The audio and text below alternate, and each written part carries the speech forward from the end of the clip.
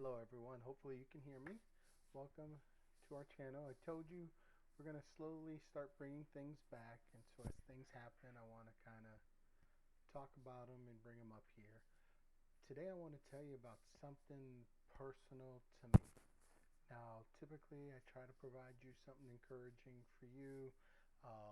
What I had done with my devotionals prior is I had discussed the way certain passages spoke to me, but I'm going to go totally, I won't call it carnal or secular, but the story today is not necessarily something from my Bible reading or from my Bible study. It's honestly from a nostalgia perspective. Now, let me try to explain. About a week ago, maybe a little more than that, I did a Facebook post or video, I don't remember, about the idea of nostalgia. Something that it just brings you back to the past. Something that really speaks to you and just has a special moment to you.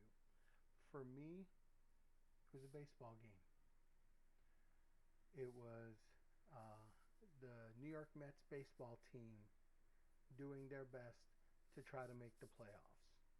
And what I was also mentioning on our last video, remember I discussed about people passing away, people that had an important a part of your life in some way, whether it was a family member, or for me, I was mentioning a couple of sports athletes that I saw watching up while I was trying to play sports in high school.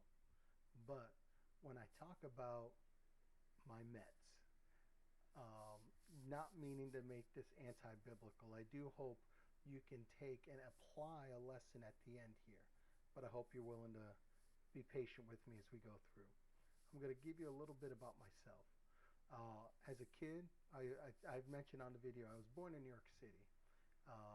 And we lived there until 1987, roughly about that time. The Mets in 1986 went on to win the World Series.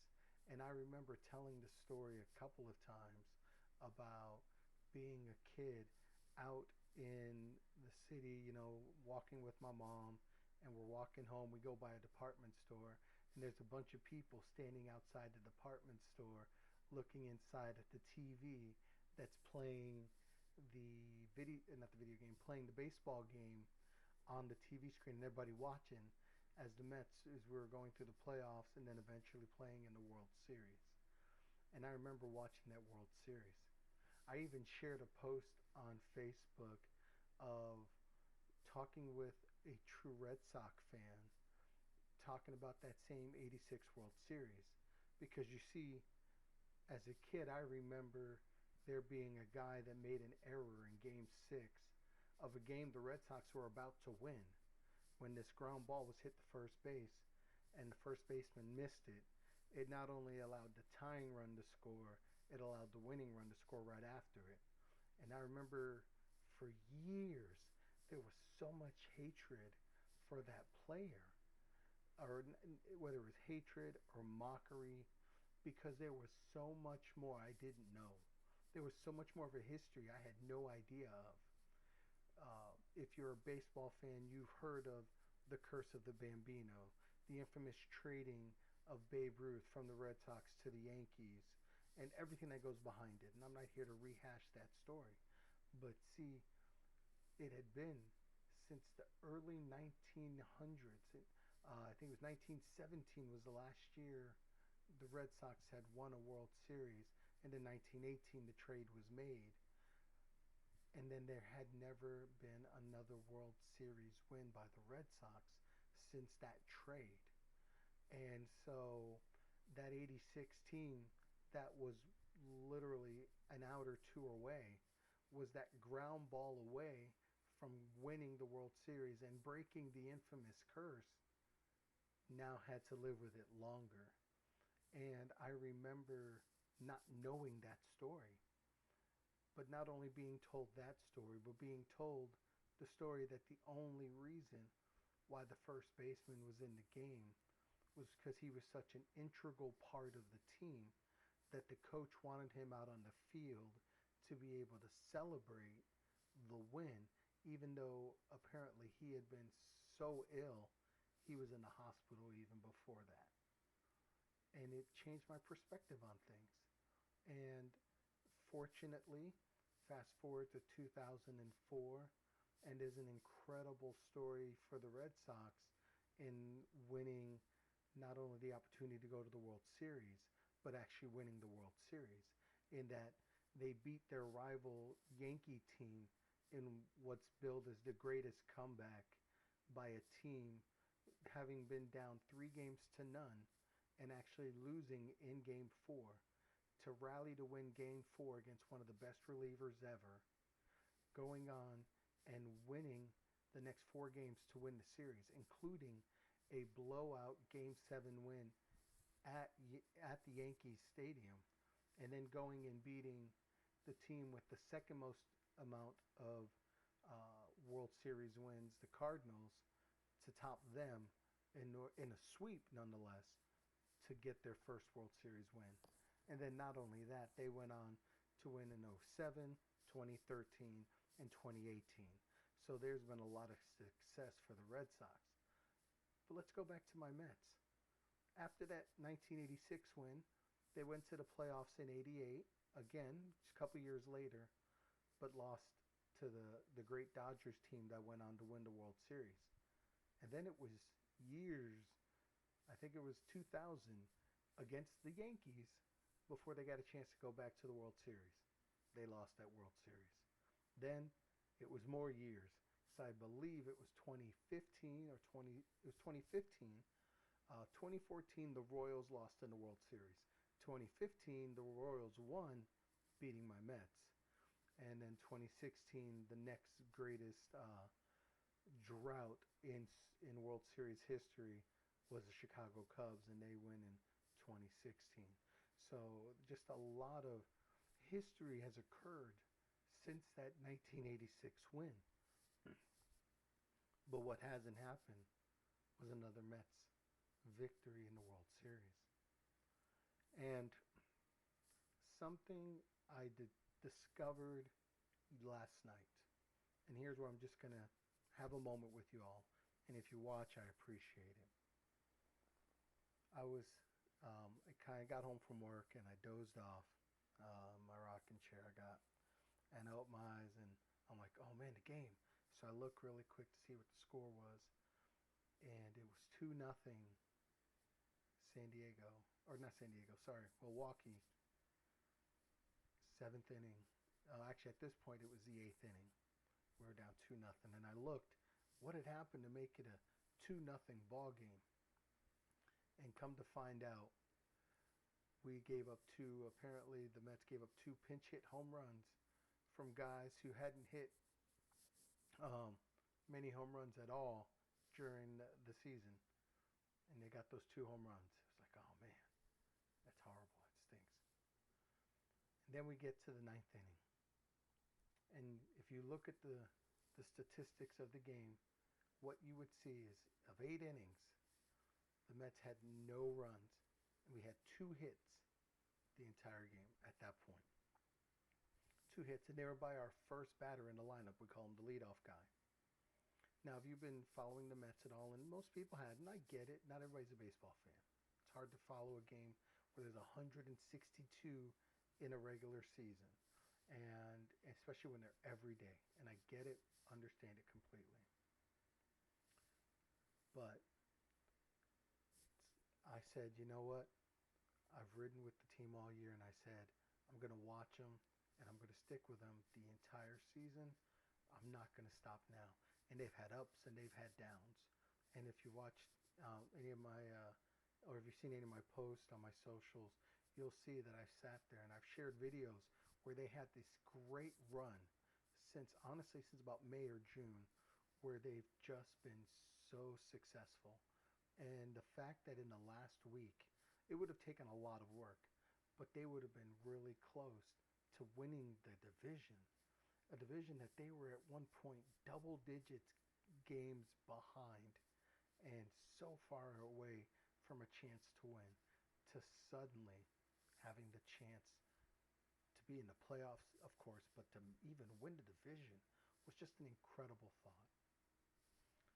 Now, before we go over the last inning, let's go over the last week really quick.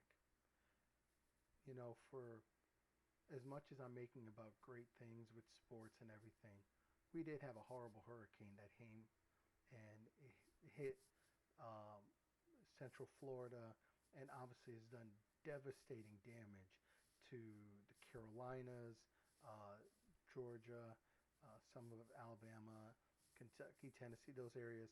And honestly, for those people, we do pray for them. Sports is a great outlet, a medium to try to enjoy life. But let's not forget, there are people dealing with tragedies. And in the enjoyment of life, we don't want to forget that. I even read on Facebook that I have former classmates and co-workers from when I was a college student who posted that one of the families they know and had been praying about it, had been asking for prayer for.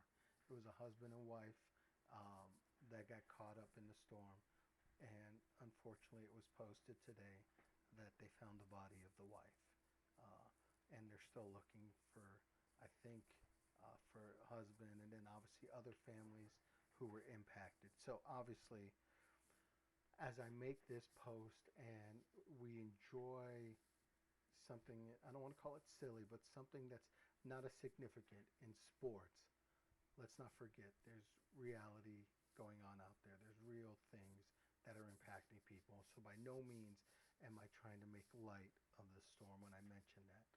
But it did impact a lot. And in preparation for that, uh, the Mets were supposed to end last week in Atlanta, and then or end the Monday through Friday week in Atlanta. They'd ended Thursday, then Friday, Saturday, Sunday they played games.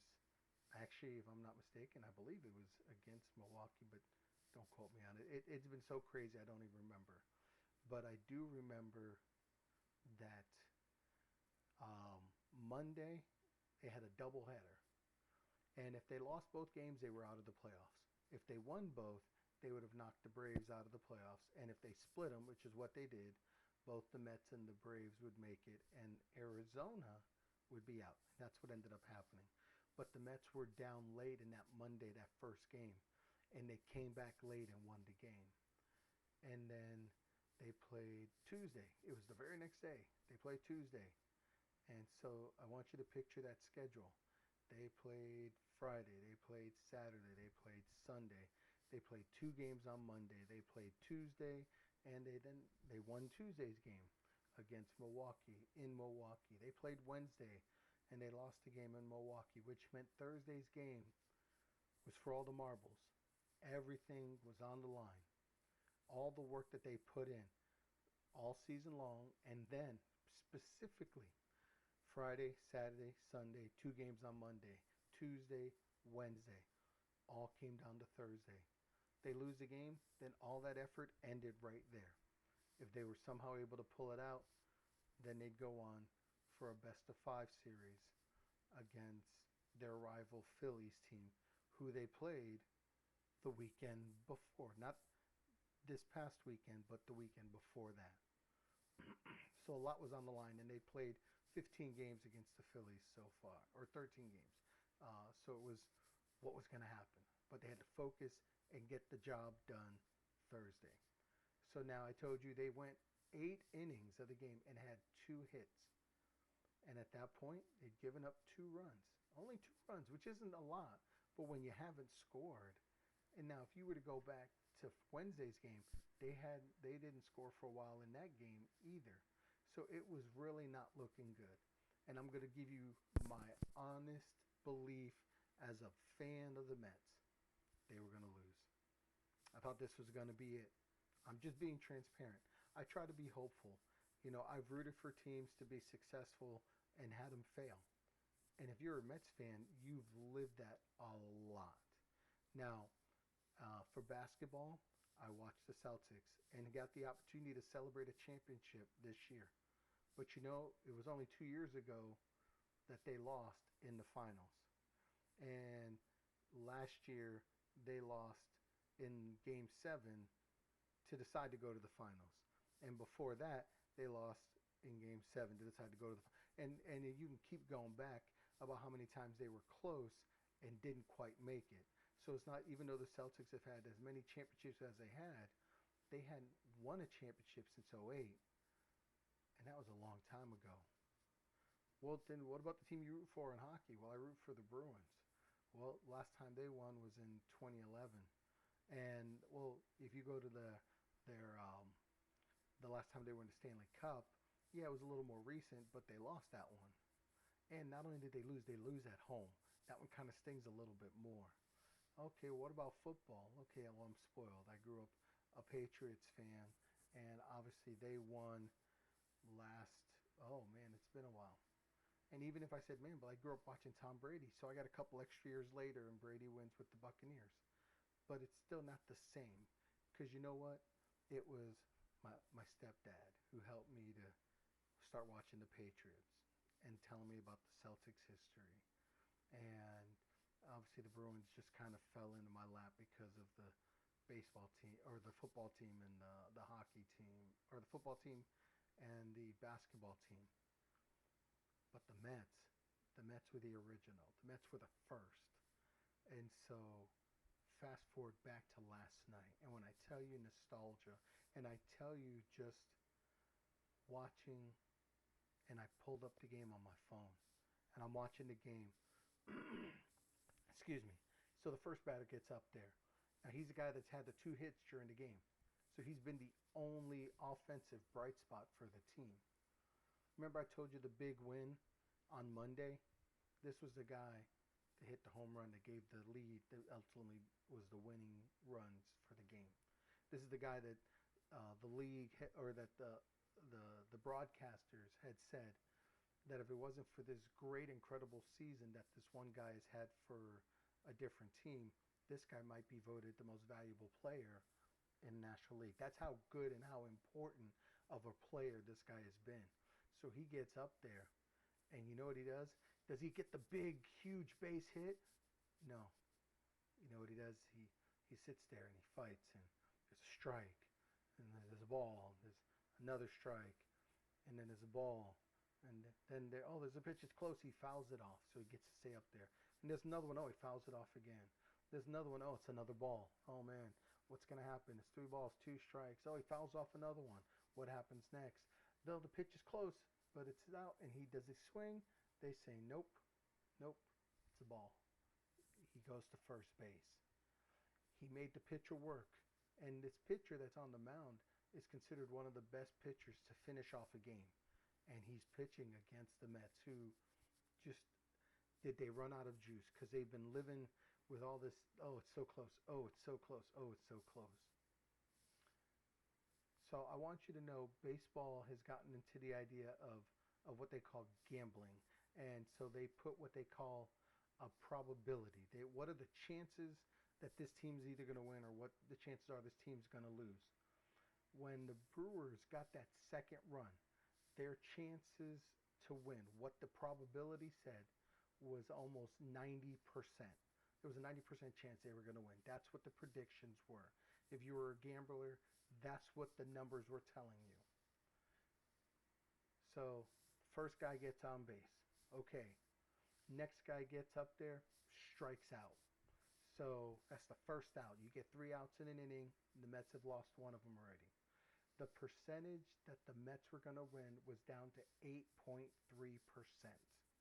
There was less than a 9% chance the Mets were going to win. Okay. Next guy up is Brandon Nimmo. Brandon gets a single, gets a base hit after he worked really hard. And so now the guy at first, Lindor, gets to third. So now they have a runner on third base who's close to scoring. But guess what? That run isn't going to help you if the guy on first doesn't get home, because it's 2 runs to none, and that would just make it 2-1. So it's still really important. And if you know baseball, now you got your big hitter, this guy named Pete Pete Alonso. He got a nickname, the Polar Bear. Pete's had a struggle of a season, and honestly, within this last week, to the point that the typical Met fan starts booing him before this at bat. And I'll tell you why. Because they're just like, oh, you're supposed to be the big guy. He's due for a new contract, a new work contract. And of course, he's a really good player. And of course, there's a hope, he'd like to get some more money. That's what a lot of sports athletes do. They have a chance, they want to do that. I'm not here to discuss whether he earned it or not. That's his belief. That's what he feels. So now he gets up there. Now, even the inning before, in the 8th inning, he made a mistake trying to catch a ball, and he missed it, to which you saw in the video of the replay, Milwaukee fans laughing at him.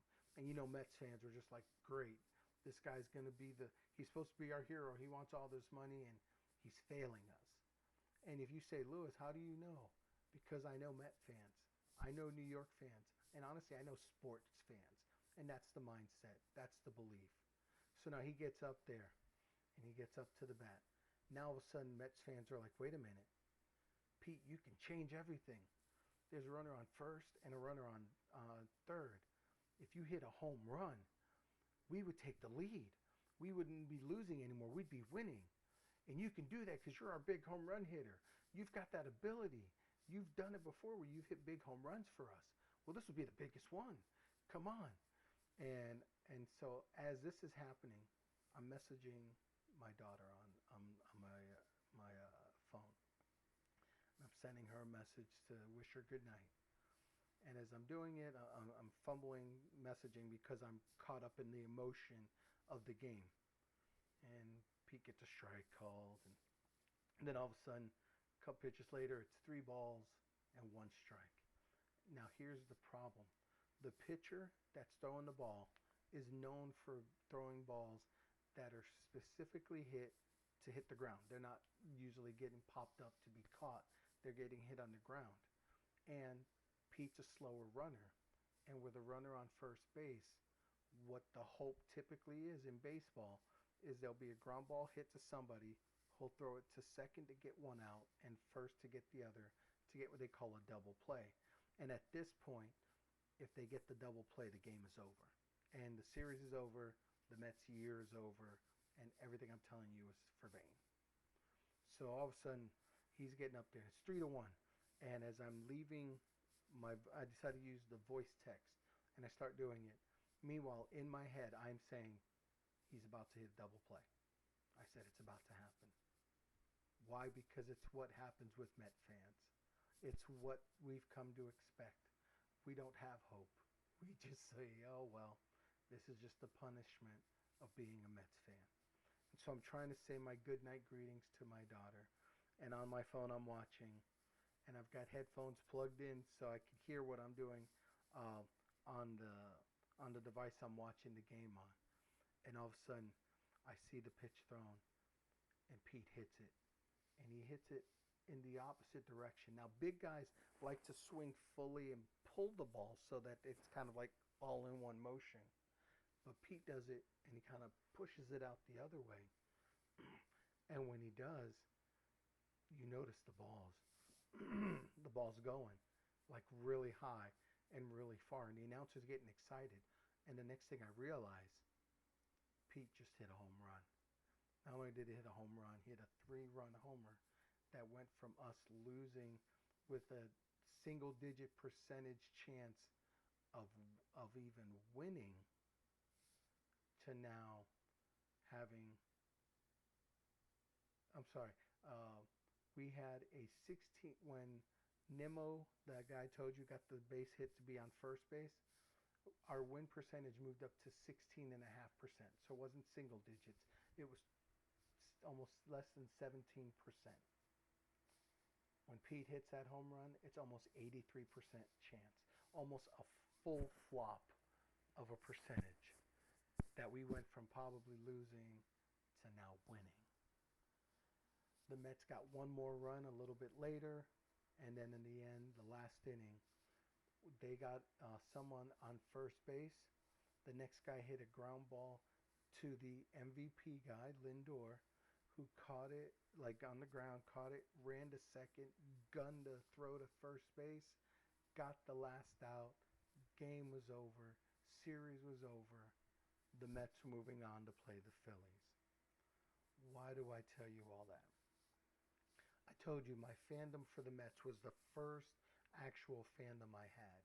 And to be able to see them win that game was something personal, something that was mine, something that, no offense to anybody, no one else taught me that fandom. See, if I talk about my Patriots, or I talk about my Celtics, or I talk about the Bruins, I gained those fandoms from other people. And there's nothing wrong with rooting for teams that you gain your love from other people. But that Mets fandom was mine. See, if you talk to my mom's a Yankee fan. She grew up rooting for the Yankees. We used to live right up the road from Yankee Stadium. Now, granted, back then they were horrible that I remembered, so that's why you didn't hear much about them. And we were living in the Bronx. But in Queens is where the Met Stadium was. And, I don't remember living in Queens. I know my grandmother and grandfather lived in Queens. But rooting for the Mets was something I did on my own. I said, I'm going to cheer for these guys. And guess what? They've not won a World Series. And look, the series coming up against the Phillies, they're not favored to win. They're not. And that's okay. We're going to have fun rooting for them and watching the games and hoping for the best. I'm going to have my nostalgia moment. Hopefully we get the wins and maybe move on. Because you know what? The expectation in the other series is it's going to be the Dodgers and the San Diego Padres. And the Dodgers are favored to win. And if they do, then you know what? That's a rematch of old history. And it's okay. And if we get lucky and somehow get past them, we get to the World Series. If we don't, we don't. It's okay. It's a game.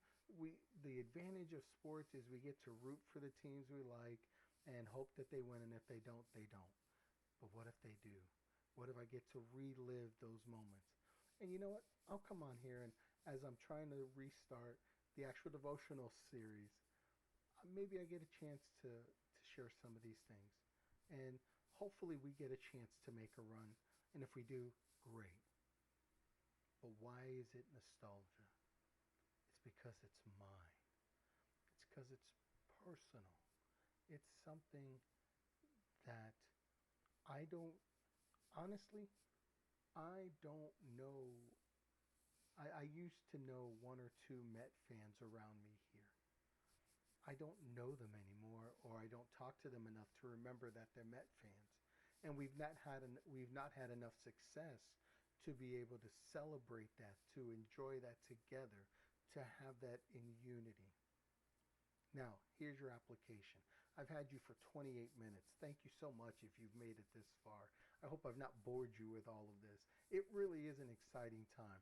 If I knew how to post videos and do stuff like that without violating copyrights, I would, because one of the videos I got to share with even a friend of mine today was the celebration at Shea Stadium.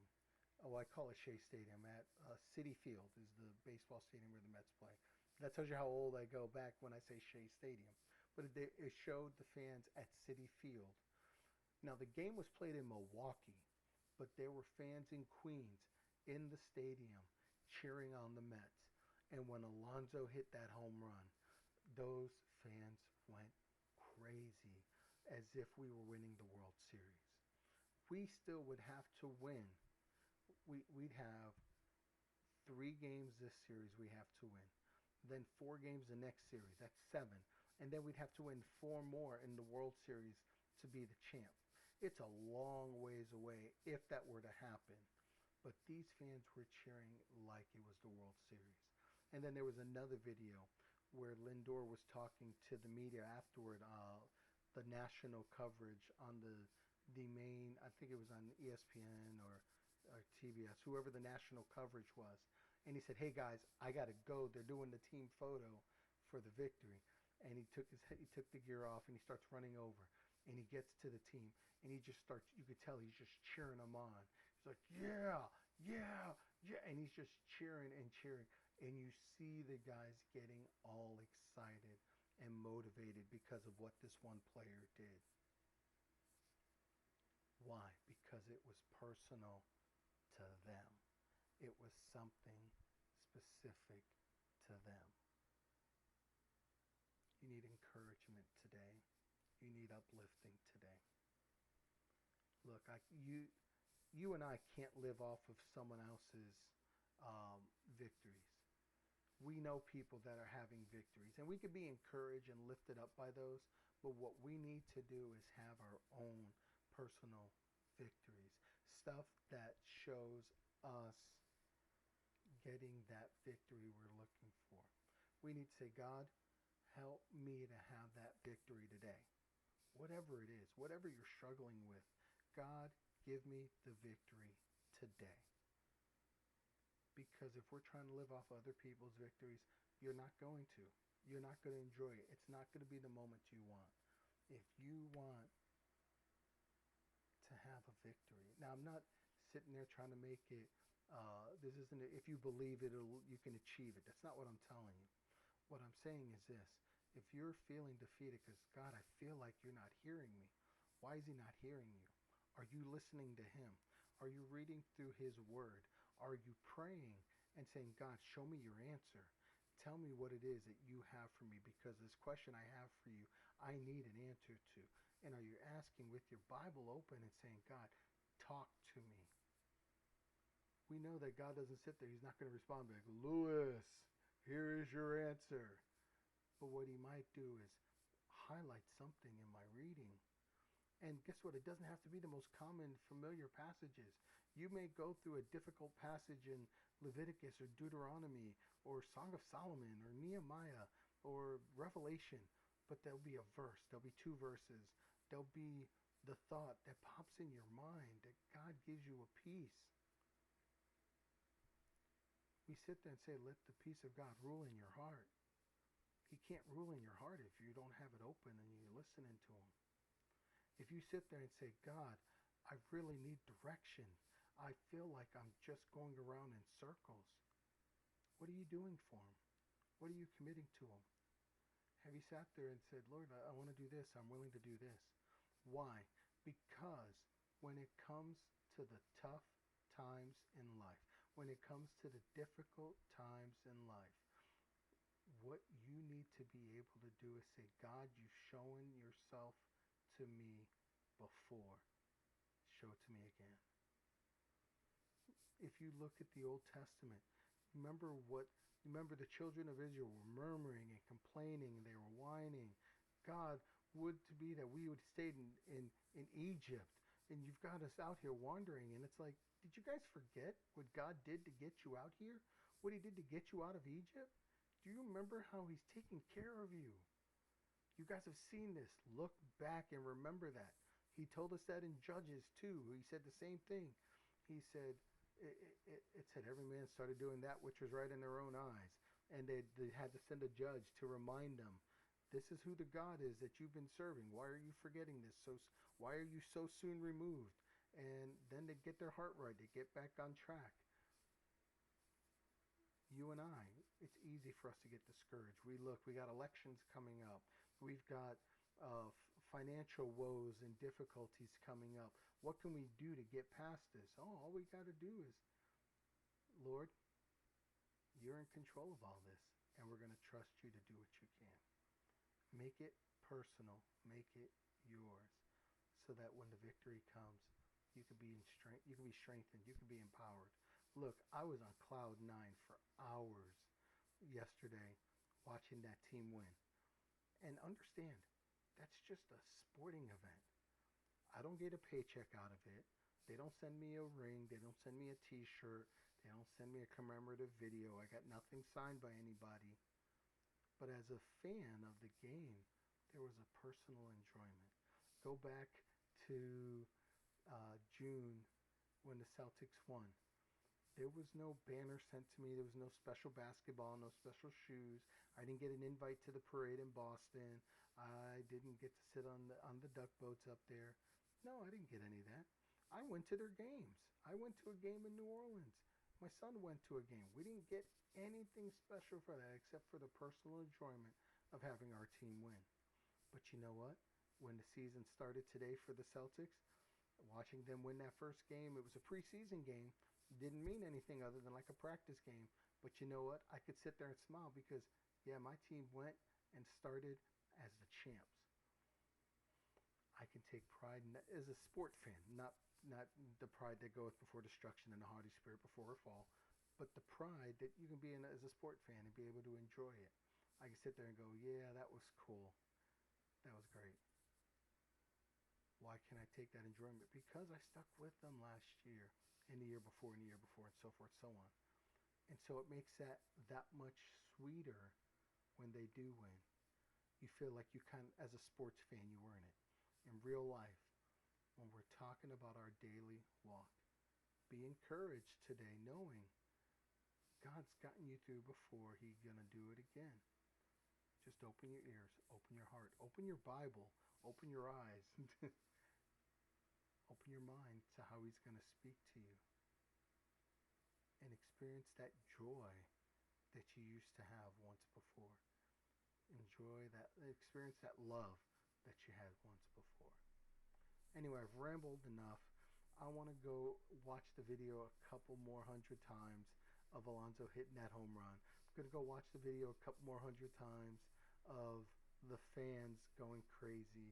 I want to watch the video a couple more times of the announcer for the Mets on the radio broadcast going nuts, calling the home run, and then when the double play to end the game, listening to his excitement, knowing, hey guys, we got some more games to go. It's not over yet. We are still going to have some fun with this. Hopefully you can get that same joy, but this time in the King of Kings and Lord of Lords. Anyway, thanks so much for watching. Be ready. Here in the next week or so, I do plan on starting back up with a new series. What the direction is, I'm not sure yet. I've got a couple different ones. I'm going to do a little more checking and research into it. But once we start posting, we're going to go on that ride and see what we can do. But until the next time, until then, I'm signing off. Thanks so much for taking the time to watch. I know it's almost been 40 minutes. Longest thing I've ever done as far as a YouTube video.